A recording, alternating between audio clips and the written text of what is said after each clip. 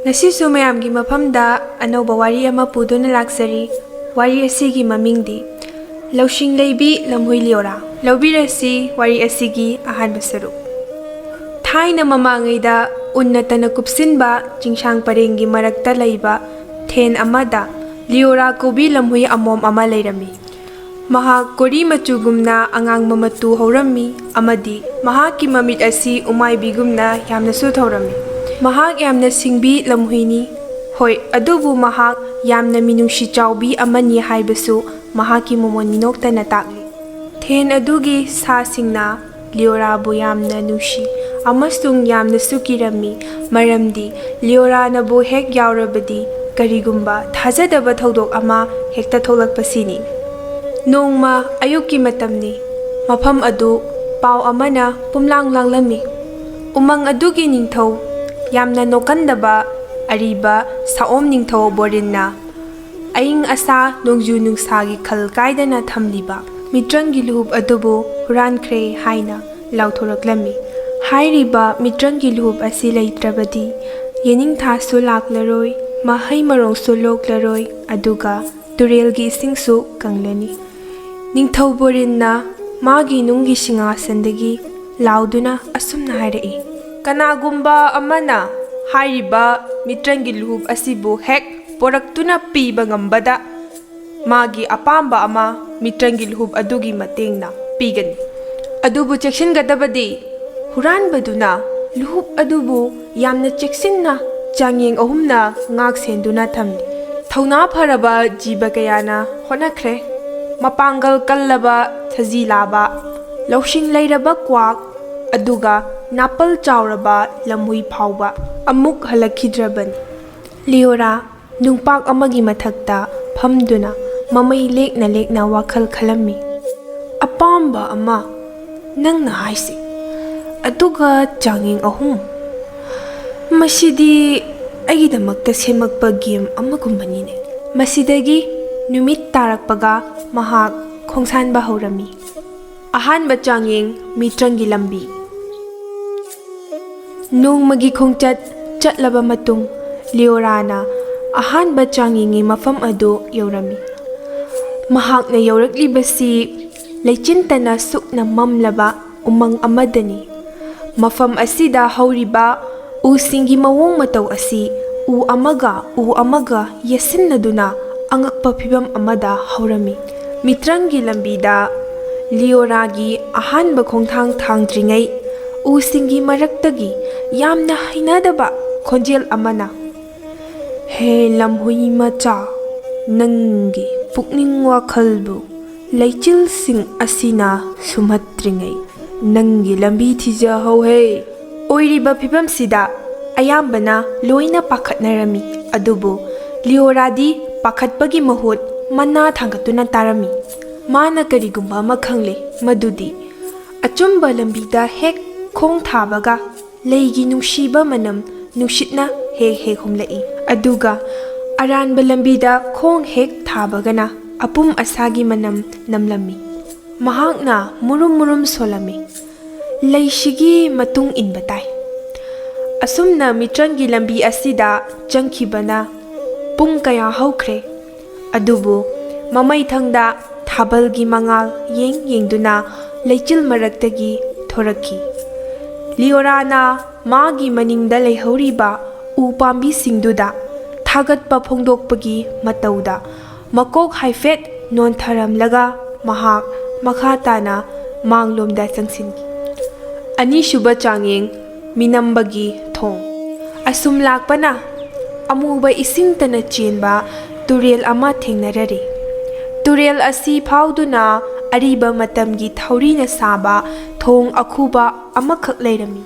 Thong asigi khongnetfam asi ubak anina samjinaraga tharami. Thong asida saktam anikhak leirami. Amana wainu aduga amana kwakni. Wainu duna haireklami. Aikhoinigi manungda amadi achumba haiduini. Kwaktunasu aikhoinigi marakta amadi oidaba ngangbani ko. Thong asi lanabagi damak Liora urok natraga kwak anisigi marakta amadi khangadawri. Liora Ngayhak famduna wakhal munna khallaba matung asumna hairei. Ha wainu amasung kwak karigumba aina ujek atopasingda karamba ubakta chatpana phagani hanglabadi makhoina kari khumlakani.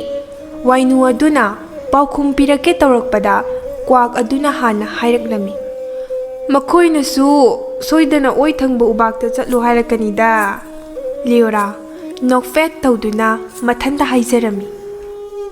Karigumba kwak asina oidaba nganglamlabadi wainu asina soidana oida chatlu hairakani sini. Adu oiba tarabadi ye thangba ubak asina achumba te oidaba ubak oigani sha. Aduga karigumba kwak asina achumba nganglamlabadi oidaba ngangba wainu asina soidana oi thangba ubak asita chatlu haiba. Adunadi amukshu ye thangba ubak asina te oidaba ubak oigani sha. Masidagi makha tana khantadabida Liorana ye thangba ubak aduda khong thangba hokirami. Thong adu makhon ge laurami. Adubu yamna haisingna lanthokirami. Ahum suba changyeng luhub asibu ngaglibalin.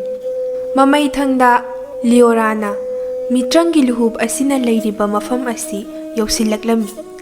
Thabalgi mangana pumngan nganba maramna luhub adubu uri achauba amagi mathakta leiribadu mahakna urami.